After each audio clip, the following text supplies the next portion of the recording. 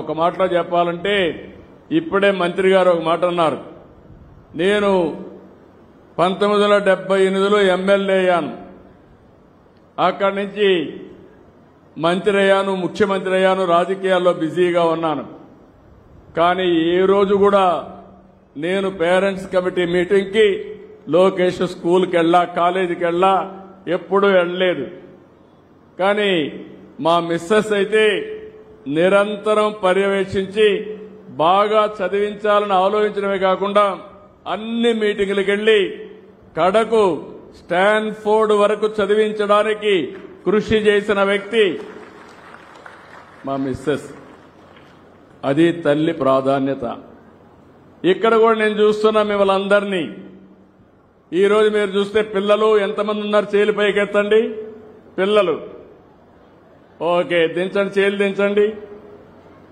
తల్లులు మీరు చేలు పైకెత్తండి. ఆడవాళ్ళందరూ తల్లులు మాత్రం, తల్లులు, తండ్రులు కాదు, తల్లులు మాత్రం ఓకే, దించండి. తండ్రులు చేలు పైకెత్తండి. తక్కువ కనపడుస్తున్నారు తండ్రులు, మీరు కూడా డుమ్మా కొట్టారు. అంటే ఇలాంటి సందర్భంలో నేను చూస్తే మీరే చూశారు. ఇప్పుడు తల్లులందరూ వచ్చారు, తండ్రులు మాత్రం డుమ్మా కొట్టారు. ఆ తప్పు చేయొద్దండి, మీ బాధ్యత. అందుకే నేను కూడా ఆలోచించాను. నేనెప్పుడు మహిళా పక్షపాతిని. నేను చేసిన కార్యక్రమాలన్నీ ఆడబిడ్డల పేరుతోనే, ఆడబిడ్డలకే చేశాను. ఎప్పుడో డాక్రా సంఘాలు పెట్టాను. పొదుపు ఉద్యమం నేర్పించింది నేనే నా ఆడబిడ్డలకి. ఈరోజు ఎన్నో వ్యవస్థలు విధ్వంసమైనాయి, కానీ ఆ రోజు పెట్టిన డాక్రా సంఘాలు, మెప్మా సంఘాలని ఎవరూ కదిలించలేకపోయారంటే అది శక్తివంతమైన ఒక ఆర్గనైజేషన్. ఆ తర్వాత కూడా నేను ఆలోచించాను. ఒకప్పుడు చాలా వివక్షత ఉండేది. ఆడబిడ్డల్ని మగవాళ్ళు ఇంట్లో తల్లి కూడా చదివించేది కాదు. ఆ రోజు మీరు ఆలోచించింది, మగపిల్లవాడిని చదివిస్తే మనకు తిండి పెడతాడు, మనల్ని చూసుకుంటారు. ఆడపిల్లల్ని మాత్రం వీలైన తొందరలో పెళ్లిళ్లు చేసి ఒక ఇంటికి పంపించేయాలనుకునేవారు. నేను ఆ రోజు ఒకటే ఆలోచించాను. ఆడబిడ్డల సంరక్షణ పథకం పెట్టి అప్పట్లోనే 5,000 రూపాయలు బ్యాంకు డిపాజిట్ చేసి పెద్దయినాక ఆ డబ్బులు ఉపయోగించుకునే కార్యక్రమానికి శ్రీకారం చుట్టాను. అదే కాదు, కాలేజీల్లో 33% ఉద్యోగాల్లో రిజర్వేషన్లు పెట్టాను. నేను ఒకటే ఆలోచించాను, మగ పిల్లల కంటే ఆడపిల్లలు తక్కువ కాదు. తల్లిదండ్రులు బిడ్డల్ని సమానంగా చూసుకోవాలి.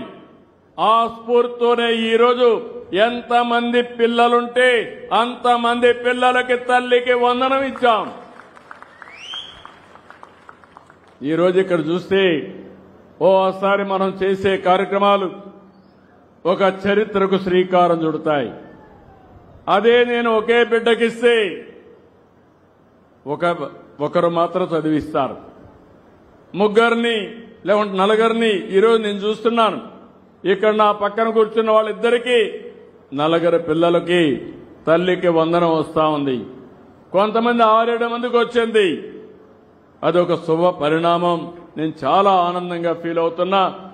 ఎంతమంది పిల్లలుంటే అంతమందికి తల్లికి వందనం కింద డబ్బులు ఇవ్వడమే కాకుండా పూర్తిగా వాళ్ళని చదివించే బాధ్యత, నాణ్యమైన విద్య ఇచ్చే బాధ్యత ఈ ప్రభుత్వం తీసుకుంటాం.